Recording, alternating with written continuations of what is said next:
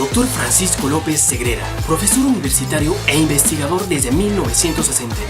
Ha sido profesor invitado de las universidades Oxford, Stanford, Riverside, City College of New York, Salamanca, UNAM, Puebla, Tecnológico de Monterrey, Federal de Río de Janeiro, entre otras. En el 2002 fue nombrado miembro del Foro UNESCO de Educación Superior y asesor académico de la Red JUNI, de la cual es actualmente consultor. Desde el 2004 es profesor titular adjunto de la Cátedra UNESCO de Dirección Universitaria de la UPC, Barcelona. Es autor de 24 libros y editor o coautor de otras 12 publicaciones en 7 idiomas. Con ustedes, el Dr. Francisco López Segrera, en su conferencia Prospectiva de la Educación Superior 2030. Buenas tardes, agradecemos al doctor Francisco López Segrera, quien acaba de dar una conferencia, Perspectivas de la Educación Superior 2030. Doctor, con su vasta experiencia, sabemos que ha recorrido el mundo, ha hecho grandes aportaciones a través de su literatura, sus libros. Mi pregunta sería, ¿qué necesita la universidad actualmente para que esté vinculada con una realidad social? Bueno, yo pienso que la universidad lo primero que necesita son mayores dosis de equidad. Es decir, que sectores sociales que no pueden acceder a la universidad porque ni siquiera completan la secundaria puedan llegar a la universidad. Claro, hablar de universidad en sentido general es algo difícil. Yo pienso que pudiéramos hablar más de qué necesita la universidad latinoamericana y también la universidad mexicana. Considero que México es paradigmático en universidades de calidad, porque tiene universidades de las que he sido profesor, como la UNAM, como la Universidad de Guadalajara. Constantemente estoy en diálogo con ese excelente rector, Tonatiuh Padilla, y también de la Universidad de Puebla. O sea, tienen ustedes aquí muchas universidades. ¿Cómo hacer que esas universidades respondan a lo que necesita el país? Es un tema también de voluntad política y de puesta al día de las universidades. Yo veo en los rectores mexicanos mucha preocupación en eso. Aquí hay organizaciones con una enorme experiencia, como es la ANUYES. Ahora bien, creo que para que esa universidad pueda estar a la altura de las llamadas universidades de clase mundial, hace falta fortalecer mucho el posgrado en nuestras universidades. Nosotros creamos en UNESCO un programa llamado Cátedras UNESCO, en que dábamos unos fondos para que las universidades invitasen a los profesores más destacados en una determinada especialidad. Y es algo que yo creo que le haría bien a la universidad latinoamericana, a la universidad mexicana. Aquí hay un joven en la UNAM que nosotros invitamos a UNI a trabajar en el informe, Imanol Ordorica.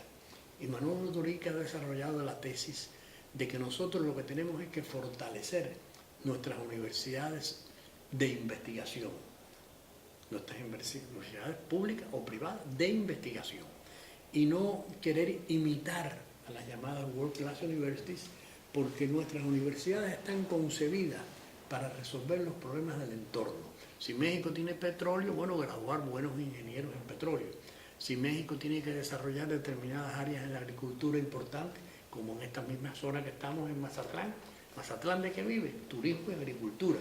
Bueno, pues vamos a entonces, si tenemos una universidad en Mazatlán, a que tenga una licenciatura, un máster y un doctorado en turismo para que aporte aquí a la ciudad. Y vamos a desarrollar unas buenas ingenierías agronómicas. O sea que nuestras universidades tienen que vincularse cada vez más al entorno. Y en lo que respecta al estado del arte, yo no digo rechazar la World Class, sino ver qué programas de estudios hay allí, qué se hace allí. Por ejemplo, en el caso de Cuba, una experiencia interesante. Mi mujer, que es ingeniera industrial, estudió por los libros de MIT. En Cuba se tomaron los libros de MIT, se tradujeron, y nuestros ingenieros de la ciudad universitaria, José Antonio Echeverría, estudiaron por MIT. claro, con mucha práctica en las necesidades del país. Vincular esa teoría que está en el estado del arte, que es lo más desarrollado, con lo que necesita el país. En medicina se hizo lo mismo. Se tradujeron los textos de la Johns Hopkins. Pero el médico cubano, muy vinculado al hospital, a la práctica de la medicina. Por eso usted ve que hoy en día los médicos cubanos son demandados en el mundo entero, y bueno, también hay un % de médicos que emigran y encuentran excelentes trabajos en cualquier país que van, por la buena formación que se les dio en Cuba, siguiendo este principio de utilizar los mejores textos, de invitar. A veces no podemos tener un profesor de estos de los más altos niveles, un Nobel, no podemos tenerlo 6 meses, pero lo invitamos una semana para que transfiera conocimiento, para que los profesores, con el correo electrónico, con las redes, hoy en día inclusive con el mismo teléfono podemos conversar con distintas aplicaciones, con Skype, y ya vamos creando una red con esas figuras de mayor nivel en el estado del arte, pero no perder la perspectiva de que nuestras universidades están para servir a la comunidad. Y también la universidad tiene que comprometerse en la construcción de equidad, porque es una pena que solo de los jóvenes de 18 a 23 años de México, que solo lleguen a la universidad un 30 y pico %, un 40%. No, tratar de que lleguen a la universidad en México, como en los países desarrollados, un 60, un 70%. No privar a tanto, claro, los que tengan el mérito, pero si no les damos condiciones sociales, si no luchamos contra la pobreza, pues entonces siempre va a ser un pequeño grupo de los hijos de la clase media los que van a llegar, los que van a terminar, porque también ocurre, a veces llegan de los sectores más desfavorecidos, llegan algunos a la universidad, pero ¿qué pasa? Que tienen que trabajar, que no traen una buena preparación, y entonces el segundo o el tercer año dejan la carrera. Y también yo creo que hay que darle a los profesores, hay que darle mucho respeto a la profesión de educador, tanto de primaria, de secundaria, y al profesor universitario. A veces no tenemos la suficiente consideración, porque un poco tendemos a que se convierta en que los valores son los símbolos de la riqueza. Y entonces ocurre que muchas veces muchos talentos prefieren irse al campo de la empresa en vez de trabajar en la universidad. Me decía Philip Albert, que dirige el Center of International Higher Education en el Boston College, me decía Philip, que es un hombre de mi edad, me decía: Francisco, el problema es que en mi generación la carrera universitaria era sumamente atractiva y un altísimo % de los mejores talentos iban a enriquecer el profesorado universitario. Pero es que hoy en día, con los dineros que ofrecen las empresas privadas, Wall Street, etc., bueno, pues un altísimo % no viene a la universidad, sino que van a la empresa privada por este fenómeno del hiperconsumo, por esta voracidad por el dinero, que es un fenómeno vinculado a la globalización y que es un fenómeno vinculado a la estandarización del lujo y a la producción masiva de bienes materiales, ¿no? Y que eso en definitiva lo que está destruyendo el planeta, ese descontrol, ese fenómeno de inventar necesidades. Bueno, pues lo que está destruyendo el planeta y está privando a la universidad de los mejores talentos. No sé si esto que me contaba Alba para Estados Unidos ocurre también en México, porque en México también los mejores talentos de una universidad. Era un gran honor ser profesor universitario, pero hoy en día las empresas privadas seducen a sectores importantes de la juventud y es un talento que no va. Entonces lo que hay que hacer también son proyectos de triple hélice, es decir, la universidad vincularse a la empresa y hacer proyectos conjuntos con la empresa sin que sea la empresa la que dicte todas las pautas. ¿No? La universidad debe, como dice Burton Clark, ser capaz de generar proyectos que la hagan independiente de lo que le da el Estado y lo que le da el capital privado. Pero sí creo que tiene que haber, por ejemplo, los anglosajones, no es que yo planteo ahora imitar a los anglosajones ni a los chinos, pero del talento pragmático chino y anglosajón hay que aprender. Y los anglosajones te sientan en los consejos de dirección de sus universidades, los llamados trustees, que son los financiadores, y grandes empresarios, se sientan allí. Eso nosotros no lo hacemos aquí. Es importante lo que nos comenta, doctor. Y hemos vivido experiencias aquí en México precisamente con generaciones de universitarios que son graduados, obtienen su título de licenciaturas y al momento de aplicar los conocimientos que adquieren en la universidad prácticamente son nulos. Y le platico una experiencia. Sonora es un estado agrícola, ganadero, al igual que Sinaloa. Sin embargo, la Universidad de Sonora graduaba a muchos ingenieros agrónomos. Interesante. Pero los ingenieros agrónomos no encontraban trabajo. Una situación rara que se presentaba. Actualmente México tiene uno de los problemas fuertes. La gran mayoría de las universidades están graduando grandes cantidades de licenciados en Derecho, grandes cantidades de licenciados en Psicología, que la gran mayoría de esos licenciados se encuentran desempleados. ¿Qué podemos hacer nosotros como sociedad? ¿Qué podemos hacer nosotros como maestros? ¿Qué podemos hacer como universidad para conectar, vincular la licenciatura con una realidad social? Yo pienso que en eso, sin hablar de la planificación centralizada socialista, que es algo que sabemos que no funciona adecuadamente ni mucho menos, yo pienso que en eso habría que hacer lo siguiente. Tendría que sentarse la universidad con el Estado y con el empresariado y tratar de hacer una proyección racional. ¿Cuáles son las profesiones que México necesita en los próximos 20 años? Yo, como les conté, hice un ejercicio para la Universidad Nacional de Colombia, un poco dirigida a esta previsión al año 2034. Entonces, eso solamente tiene que haber, en primer lugar, una voluntad política de la Secretaría de Educación Pública y del gobierno a más alto nivel, porque no solamente la Secretaría de Educación Pública, y que se siente entonces esa Secretaría con ANUYES, por ejemplo, con el gran empresariado mexicano.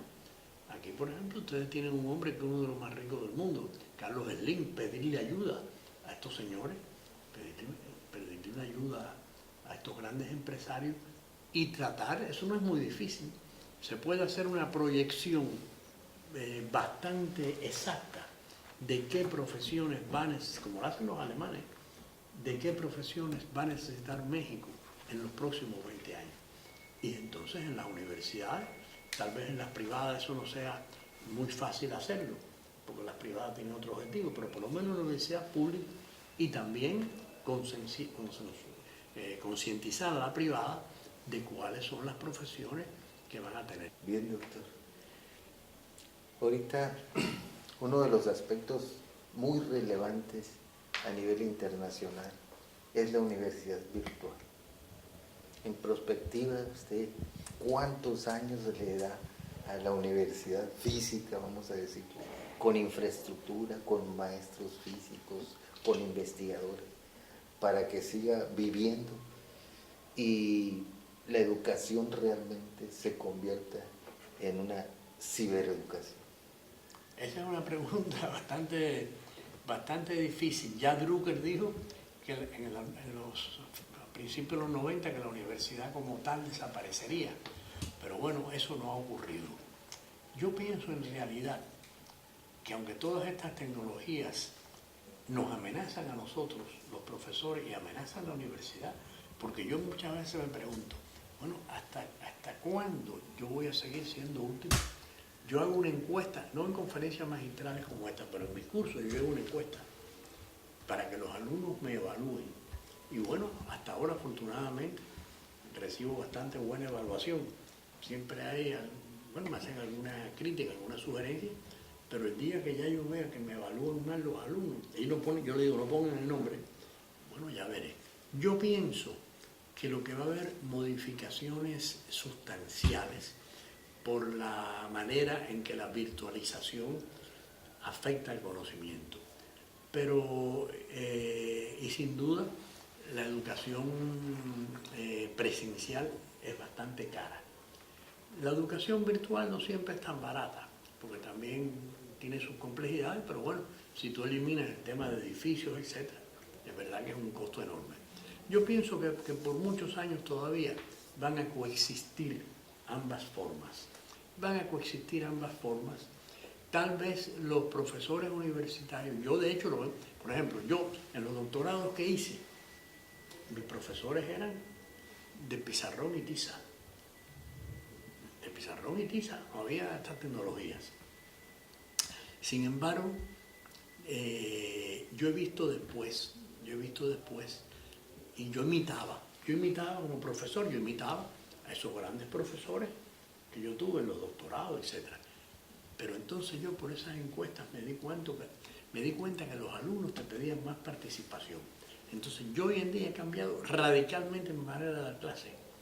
Yo en las maestrías, doctorados que doy clase, yo llevo una pequeña biblioteca, llevo los PowerPoint, llevo videos, y yo el primer día son grupos de entre 20 y 50 alumnos. Ya 50 es demasiado, pero a veces me tocan esos grupos. Yo lo primero que hago es nombrar 2 profesores ayudantes el primer día. Uno que sea muy bueno en las nuevas tecnologías, por si se traba algún equipo, y otro para que disemine toda la información que yo llevo. A veces le llevo esta información física, en una revista que acaba de salir, en libro, para que disemine eso, y hago seminarios, debate, creo 3 o 4 grupos, y los pongo a competir entre ellos, hago seminarios, debate, hago mesas redondas, hago seminarios propiamente dichos, hago un taller al final de que termino cada tema, y es sorprendente cómo el alumno hoy aprende mucho más interactuando entre ellos que con esa clase magistral tradicional.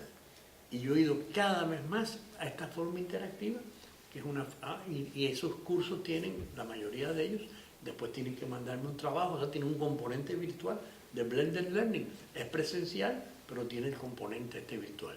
Y yo pienso que la educación irá también un poco en esa dirección, en la dirección de la escuela al revés, de este proyecto, de este indio, ¿no? de la llamada de las flip schools, las escuelas al revés, en que lo que cambiará el peso de la clase magistral. Cada vez el alumno tendrá una mayor participación, y también el alumno tendrá que dedicar un poco más de tiempo en su casa a estudiar estos materiales, y el profesor será, más que el profesor clásico tradicional, un poco como un consultor, como una persona, un referencista que le aclarará las dudas, debatirá con ellos. Ya el peso no estará en la clase magistral, pero creo que la universidad tradicional, con estas modificaciones, se mantendrá junto con la educación superior virtual, que seguirá aumentando. Pero lo que está claro es, en estudios que se han hecho en Argentina, en París, en España, en China, donde quiera, que en la medida que tienes un grado más de educación, tu estatus social y tu ingreso económico aumentan. Inclusive, aunque estés trabajando en una profesión que no fue la que estudiaste, pero el que tiene una licenciatura gana más que el que no la tiene. El que tiene un máster gana más que el que tiene una licenciatura. Ya el doctorado es más bien, propiamente dicho, vaya para que se va a dedicar a la investigación, etc.